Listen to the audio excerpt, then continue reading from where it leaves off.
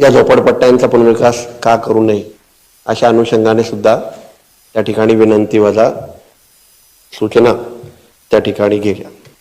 आणि हे सर्व अभिनंदन होत असताना आदरणीय सदस्य शिवराम पाटील साहेबांनी मला एकदा दोनदा तीनदा विचारलं, तुम्ही प्रकल्पस्थ आहात ना? मी छाती बडून सांगेन किंवा किती जोराने तुम्हाला ऐकायला तेवढ्याने सांगेल, हो मी प्रकल्पस्थ आहे.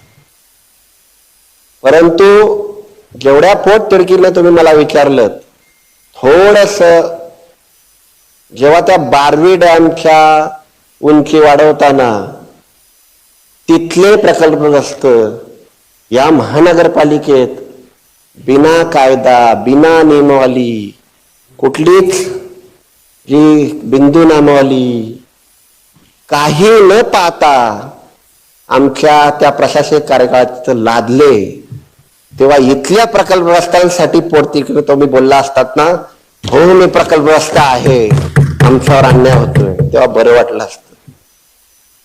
आणि जेव्हा मी बोलत असताना त्यांचा जर काय असेल आक्षेप ना, त्याला विचारून बोलून ते काय हरकत नाही. ऑर्डर महापौर महोदया, कुठला विषय कुठं नेतायत? देसाईनं गप्प बसवलं. भरतीचा बिंदू नामावली किंवा याचा हा विषय नाहीये. मी विषयावर बोलतोय, मिरची लागली विषयावर बोलतोय. सन्माननीय सदस्य शब्द वापरतात. तुम्ही मला विचारलत ना, मला उत्तर द्यायला बांधीलंय. बोललो ना, बोललो. झोपडपट्टीचा विषय चालू आहे. झोपडपट्टीचा विषय असेल, प्रकल्पग्रस्तांचा विषय कोणी काढला? मी. मग तुम्ही कसं विषयांतर केलं? नाही काढू शकत. मग तुम्ही काढलं इथले का झोपले का? सन्माननीय सदस्य मी काय केलं? घराचा विषय आपण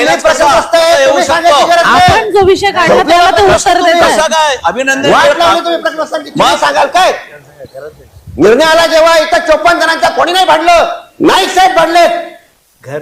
आज एवढ्या विषय कुठला निर्णय केलाय. या सभागृहाच्या अगोदर प्रशासकीय कार्यकाळ होता आणि तो कोणाच्या तरी चालत होता प्रशासक, हे दुनियाला माहित आहे.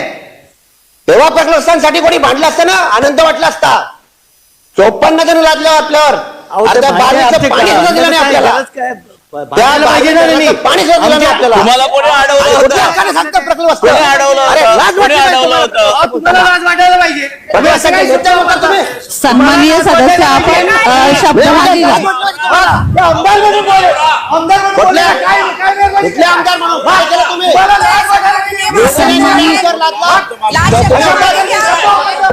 सन्माननीय सदस्य सन्माननीय सदस्य मी त्याला आदेश करतो, शब्द मागे काय बोलताना प्रकल्पग्रस्तांसाठी शेपटी घालायची. 25 वर्ष सन्माननीय सदस्य बोलत नाही म्हणून आम्ही सन्माननीय सदस्य सन्माननीय सदस्य सुरेश पाटीलजी आणि सन्माननीय द्वारकानाथजी भोईर, आपण दोघे समाज तुम्हाला 60 टन का 5 टन काढले असेल, अजून बाकी आहे.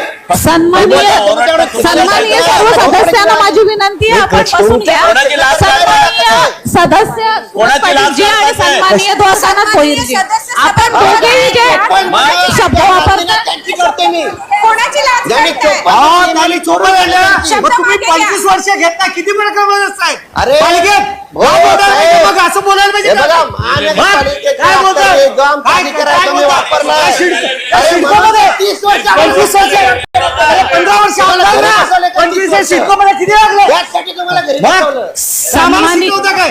आम्ही बोलत नाही, आम्ही सन्मान करतो. सन्माननीय सदस्य आम्ही सन्मान ठेवतो, आम्ही कधी अपशब्द वापरत नाही. त्यांचा सुद्धा शब्द सन्माननीय सर्व सदस्यांना माझी विनंती, आपण बसून घ्या. सन्माननीय सर्व सदस्यांना विनंती आहे. सन्माननीय सदस्य सूरज पाटीलजी आणि सन्माननीय सदस्य द्वारकानाथजी भोईर, आपण दोघेही जे शब्द वापरले, लाच काढणे, मी पहिल्यापासून सांगितलेलं आहे, त्यांनी वापरलेले आहेत, तर ते शब्द